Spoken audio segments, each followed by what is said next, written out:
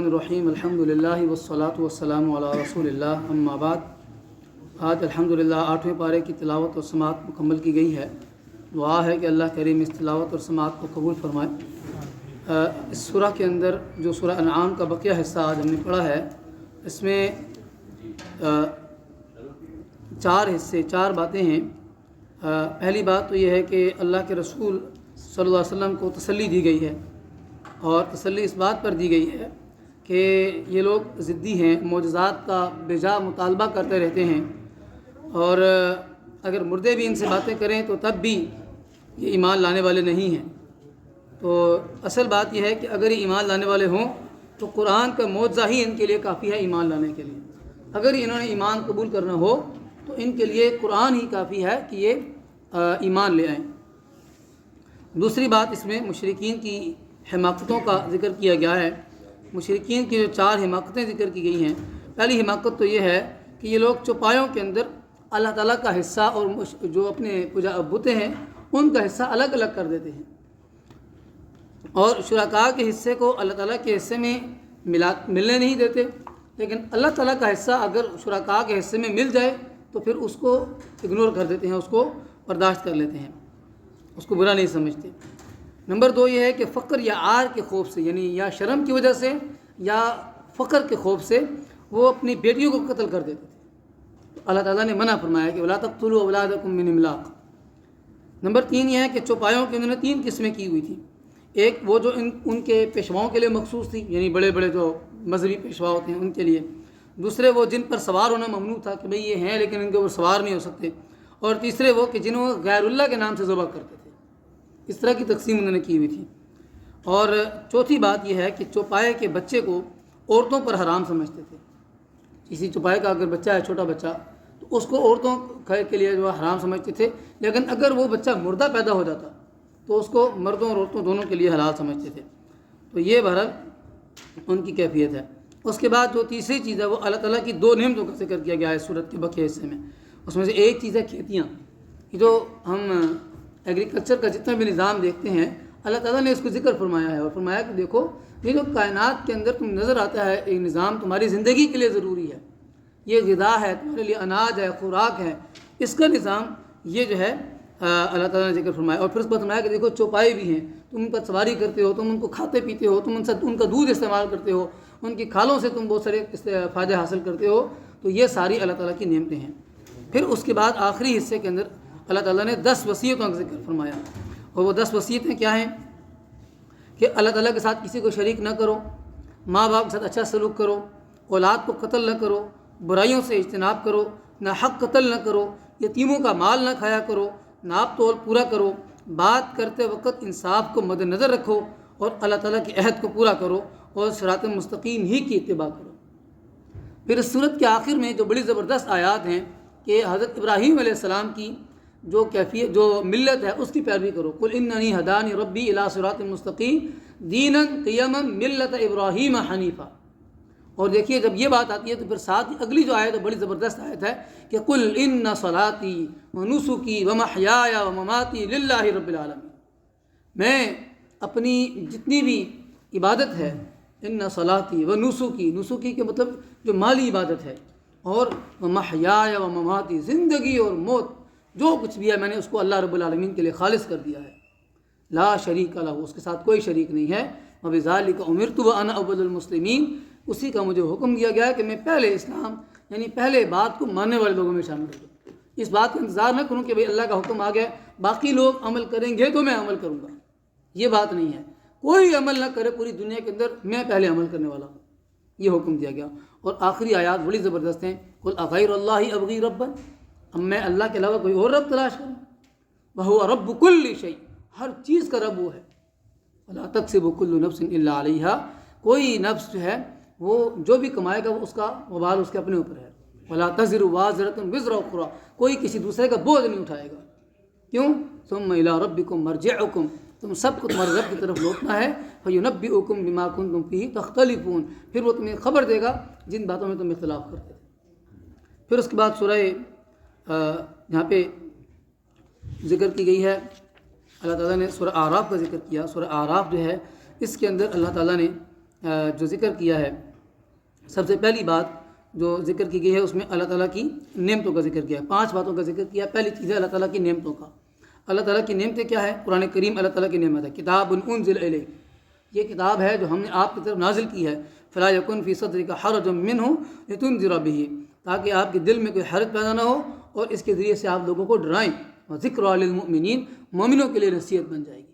یہ کتاب پہلی یہ نعمت ہے اللہ تعالیٰ کی.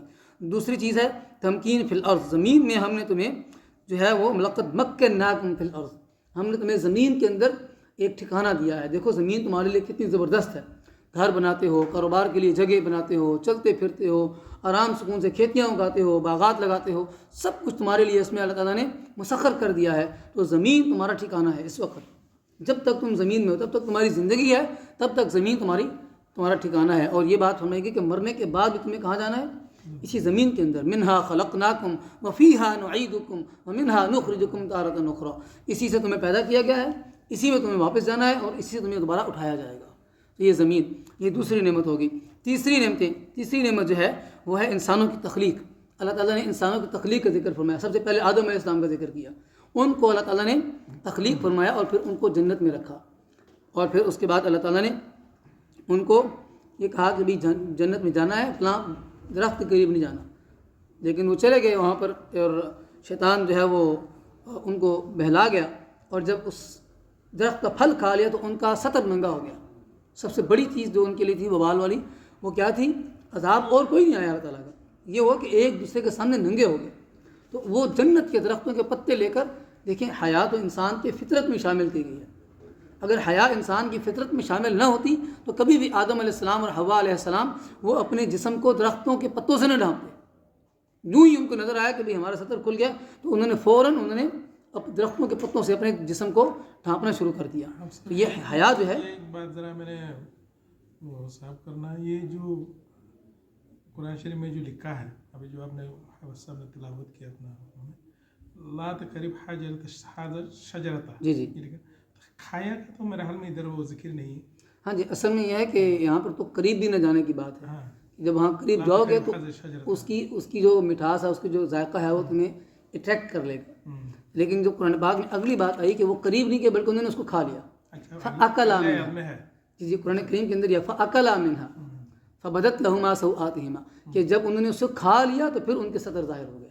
تو قرآن کریم کے اندر یہ ہے کہ وہ قریب بھی گئے اور اس کو کھا بھی لیا، یعنی اس کو استعمال بھی کر لیا. تو یہاں پر جب یہ بات آئی تو پھر اللہ تعالیٰ نے ان کو یہ فرمایا کہ بھئی یہ چیز میں منع کیا گیا تھا. تو انہوں نے فوراً کیا کیا؟ قَالَا رَبَّنَا ظَلَمْنَا أَنفُسَنَا. یہی فرق ہے انسان میں اور شیطان میں. شیطان اکڑ جاتا ہے، انسان کیا ہوتا ہے؟ فوراً رجوع کر لیتا ہے کہ اے اللہ ہم نے اپنی جانوں پر بڑا ظلم کیا. تو یہ انسان کی تخلیق کا ذکر کیا گیا ہے. یہ تیسری نعمت ہے. چوتھی نعمت ہے اللہ تعالیٰ نے انسان کو مسجود ملائک بنایا. فرشتوں کو حکم دیا تھا کہ بھائی اس انسان کو سجدہ کرو. تو بہرحال یہ آدم علیہ السلام کا واقعہ ہے. اس کے بعد پھر جو ہے وہ اگلی جو بات کی گئی ہے اس کے اندر وہ ہے 4 اللہ تعالیٰ نے ندائیں، حروف ندا کے ذریعے سے انسان کو پکارا ہے. یا بنی آدم، یا بنی آدم، اے آدم کی اولاد، اے آدم کی اولاد، اے آدم کی اولاد. پہلی مرتبہ جہاں پکارا ہے وہاں پر فرمایا کہ دیکھو ہم نے تمہارے لیے لباس نازل کیا ہے. قد انزلنا علیکم لباسا یواری سوآتکم وریشا، تمہارے لیے جو ہے وہ آرام کا باعث بھی ہے اور تمہارے سطر کو ڈھانپتا بھی ہے. لباس کے 2 پرپز ہوتے ہیں.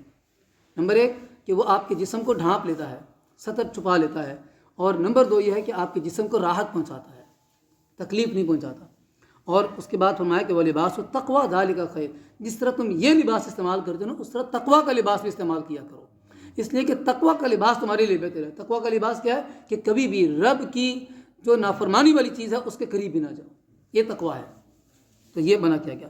دوسری بات فرمائے کہ یا بنی آدم لا یفتننکم الشیطان، اے اولاد آدم خیال رکھنا کہیں شیطان جو ہے وہ تمہیں فتنے میں مبتلا نہ کر دے. کما اخرج ابویکم من الجنہ، جیسا کہ اسے تمہارے والدین کو جنت سے نکلوا دیا. اور کیوں؟ کہ ینزع عنہما لباسہما لیریہما سوآتہما، تاکہ ان کا لباس ان سے اتار دے اور ان کو ایک دوسرے کے سامنے بلے نہ کر دے. تو انہ یراکم ہوا وقبیلہ من حیث لا ترونہم، بے شک وہ اور اس کا قبیلہ تمہیں ایسی جگہ سے دیکھتے ہیں جہاں سے تم ان کو نہیں دیکھ سکتے. یعنی بات ہے وہ جن ہے نا، ہمیں نظر تو نہیں آتا کہ وہ کہاں سے ہمیں کس طریقے سے وصف ڈال رہا ہے. تو یہاں پر ایک بڑی لطیف بات ہے. کسی بزرگ کا کسی نے پوچھا کہ بھئی اب شیطان ہمیں نظر ہی نہیں آتا، اس کا مقابلہ کیسے کریں گے؟ تو انہوں نے کہا کہ دیکھو، جو دشمن تمہیں نظر نہیں آ رہا ہوگا تو اس کا مقابلہ تم نے اس ذات سے کرنا ہے کہ جو اس کو دیکھ سکتی ہے لیکن شیطان اس کو نہیں دیکھ سکتا. وہ کون ہے؟ اللہ. اللہ شیطان کو تو دیکھ سکتا ہے لیکن شیطان کو بھی اللہ تعالیٰ کو نہیں دیکھ سکتا. تو شیطان سے حفاظت کے لیے کس کی پناہ لینی ہے؟ اعوذ باللہ من الشیطان الرجیم. تو شیطان مردود کے شر سے پناہ لینی ہے اللہ تعالیٰ کے نام کے ساتھ. تو اس کے بعد پھر فرمایا کہ یا بنی آدم، تیسری جگہ پہ فرمایا کہ یا بنی آدم خذوا زینتکم عند کل مسجد. جب بھی تم کسی عبادت والی جگہ پہ جاؤ تو اپنے آپ کو خوب زیب و زینت کے ساتھ لے کر جایا کرو. یعنی لوگ کہتے ہیں کہ بس جی مومن جو ہے نا بڑا پھٹے پرانے کپڑے پہنے ہوئے ہوں، بڑا غریب ہو، بڑا اس کا مسکین والا چہرہ ہو، ایسا نہیں. خذوا زینتکم عند کل مسجد. جب بھی عبادت کے لیے جاؤ اپنے آپ کو خوب تیار کر کے جاؤ، زیب و زینت اختیار کر کے جاؤ. وکلوا واشربوا، کھاؤ پیو، کوئی ٹینشن نہیں ہے تمہیں، لیکن ولا تسرفوا، اسراف نہ کرو، چیزوں کو ضائع مت کرو، انہ لا يحب المسرفین. اور پھر آگے دیکھو فرمایا کہ بھئی قل من حرم زینت اللہ التی اخرج لعبادہ. کون ہے کہ جس نے حرام کیا ہے اللہ کی نازل کردہ چیزوں کو؟ یہ چیزیں اللہ تعالیٰ نے ہمارے لیے نازل کی ہیں. تو یہ ہوگی تیسری. اور اس کے بعد فرمایا آخری بات کی یا بنی آدم اما یأتینکم رسل منکم یقصون علیکم آیاتی. بے شک ہم نے تمہاری طرف رسول کو بھیج دیا ہے، اے اولاد آدم رسول بھیج دیے ہیں تمہاری طرف جو ہماری آیات کو تمہارے سامنے بیان کرتے ہیں. تو فمن اتقى واصلح، جو تقوی اختیار کرے گا، جو اپنی اصلاح کرے گا، فلا خوف علیہم ولا هم يحزنون، ان کے اوپر کبھی بھی کوئی جو ہے وہ خوف اور غم نہیں ہوگا. اس کے بعد اللہ تعالیٰ نے فرمایا کہ جنتی اور جہنمیوں کا مکالمہ ہوگا. جنتی اور جہنمی مکالمہ کریں گے. اور مکالمہ کیسے کریں گے کہ اللہ تعالیٰ ان کا مکالمہ کروائے گا وہاں پر. ونادى اصحاب الجنة اصحاب النار ان قد وجدنا ما وعدنا ربنا حقا. پردے ہٹ جائیں گے اور جنتی جہنمی کو کہیں کہ دیکھو اللہ کا وعدہ پورا ہو گیا کہ نہیں ہو گیا. تو فهل وجدتم ما وعد ربكم حقا. تو پھر وہاں پر ایک اعلان کرنے والا اعلان کرے گا کہ اللعنۃ اللہ علی الظالمین، ہمیشہ ظلم کرنے والوں کے اوپر اللہ تعالیٰ کی لعنت ہے. اور پھر وہ جو جہنمی ہیں وہ دیکھ کر کہیں گے کہ بھئی جو تمہیں نعمتیں ملی ہیں وہ تھوڑی سی ہمیں بھی دے دو، پانی کا ایک قطرہ ہمیں بھی ذرا بہا دو تمہارے اوپر. تو وہاں پر ان کو کہا دے گا کہ ان اللہ حرمہما علی الکافرین، اللہ تعالیٰ نے ان کو حرام کر دیا ہے تمام کفار کے اوپر. اس کے بعد اللہ تعالیٰ کی قدرت کے دلائل دیے گئے ہیں. اللہ تعالیٰ کی قدرت کیا ہے؟ دیکھو ان ربکم اللہ الذی خلق السماوات والارض فی ستۃ ایام ثم استوى علی العرش. زمین و آسمان کی تخلیق، یغشی اللیل النہار، رات آتی ہے، رات دن کو ڈھانپ لیتی ہے، سورج اور چاند کا نظام ہے، ستاروں کا نظام ہے. الا لہ الخلق والامر، کیا یہ اسی کی تخلیق ہے، اسی کا امر ہے؟ تبارک اللہ رب العالمین، اللہ بڑا برکت والا ہے، تمام کائنات کا پروردگار ہے. اور فرمایا کہ وہی ہے کہ جو ہواؤں کو چلاتا ہے، وہی ہے کہ جو سارے نظام کو قائم کر کے رکھے ہوئے ہیں. پھر اس کے بعد 5 قوموں کا تذکرہ کیا گیا ہے آخر میں. 5 قوموں میں سے سب سے پہلی قوم کون سی ہے؟ جو کہ حضرت نوح علیہ السلام کی قوم ہے. پھر اسی طرح حضرت ہود علیہ السلام کی قوم ہے. پھر حضرت صالح علیہ السلام کی قوم ہے. پھر اس کے بعد حضرت لوط علیہ السلام کی قوم ہے. اور آخر میں حضرت شعیب علیہ السلام کی قوم ہے. 5 قوموں کا تذکرہ کیا گیا کہ جب کسی قوم نے نبیوں کو نہیں مانا، اللہ کے حکموں کو نہیں مانا، توڑا اللہ تعالیٰ کی حدود کو، اللہ تعالیٰ نے عذاب کا کوڑا ان کے اوپر برسا دیا. لہذا کوئی بھی اللہ کا لاڈلا نہیں ہے. جو اللہ کے حکموں کو مانے گا وہی اللہ کا مقرب ہے. جو اللہ کو نہیں مانے گا وہ چاہے پیغمبروں کی اولاد ہی کیوں نہ ہو، اللہ تعالیٰ کے ہاں اس کی کوئی اوقات نہیں ہے. لہذا اپنے آپ کو ہمیشہ کیا کرنا ہے؟ اللہ کی جو احکامات اور اللہ تعالیٰ کی جو تعلیمات ہیں ان کے ساتھ جوڑ کر رکھنا ہے. اللہ تعالیٰ سے دعا ہے کہ اللہ تعالیٰ ہمیں عمل کرنے کی توفیق عطا فرمائے. اللہم صلی علی محمد وعلی آل محمد وبارک وسلم صلی علیہ. اللہم ربنا ظلمنا انفسنا وإن لم تغفر لنا وترحمنا لنكونن من الخاسرين. اللهم إنك عفو كريم تحب العفو فاعف عنا. اللهم ربنا تقبل منا إنك أنت السميع العليم وتب علينا يا مولانا إنك أنت التواب الرحيم. اللهم ارحمنا بالقرآن العظيم. اللهم ارزقنا تلاوته آناء الليل وأطراف النهار واجعله لنا حجة يا رب العالمين برحمتك يا أرحم الراحمين.